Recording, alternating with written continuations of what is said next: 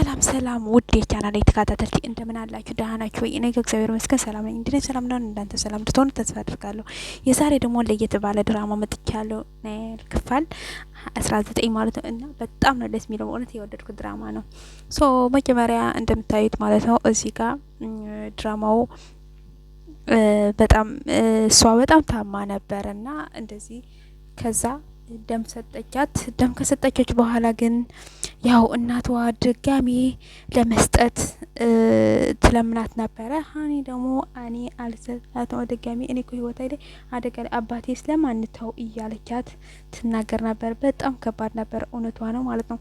ስለዚህ አንዳንዴ እኔ እናት ቢሆንስ ብላ ብታስብ ብለው ልጆቹ በጣም አኩርፈዋል ማለት ነው ለእናታቸው እና በጣም ከወደድኩት ድራማ ነው የእውነት እና የሀና አባት እንዴት አይነት አስተዳደግ ያለው ነው በጣም እያለች እየተደነቀች ነበረ ማለት ነው በሀኒ አባት ማለት ነው።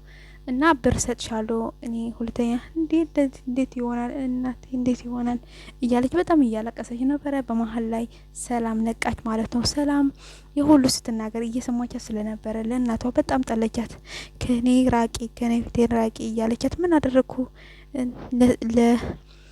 ለሀኒ ያልሻት ነገር ሁሉ ሰምቻለሁ ስትላት እንዲሰማሽ ምን አለቻት ማለት ነው። ስለዚህ አንዳንዴ እኛ ላይ በህይወት ላይ ምን እናደርጋለን መሰላችሁ?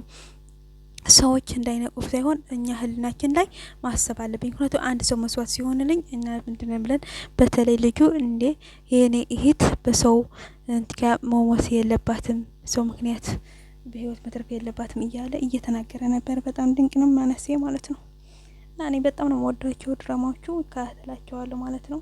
ስለዚህ እናንተም በእኔ ጋስ ላይክ ሼር ሰብስክራይብ እንድታደርጉልኝ እወዳለሁ።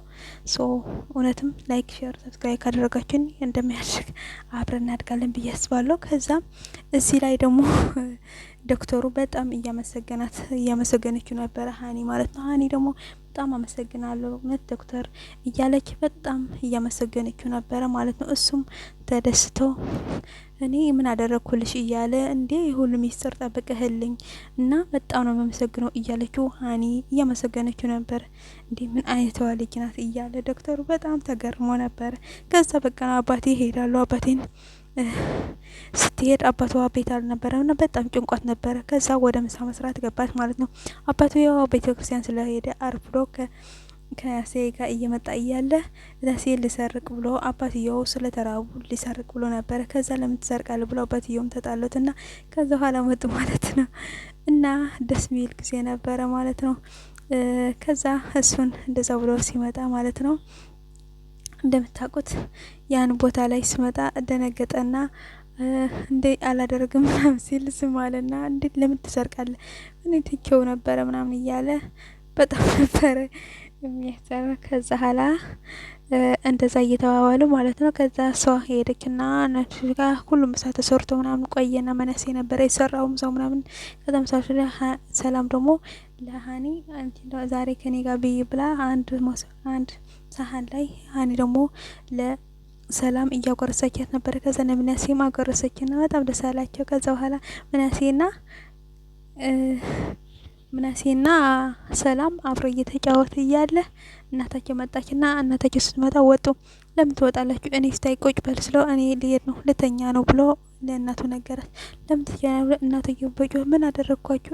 እኔ እኮ እናታቸው የከፈልኩ መስዋዕት ብከፍል ለምን ደስ ትሆናለሽ? እሷስ ልጄ ብትሆን ብለሽ አታስቢም በማለት እነሱም ጮህ እናቴ ትጮሂ በማለት መነሴ ነግራታል ማለት ነው። ከዛ በዚህ መሀል እያለ ስልክ ተደወለበት ማለት ነው።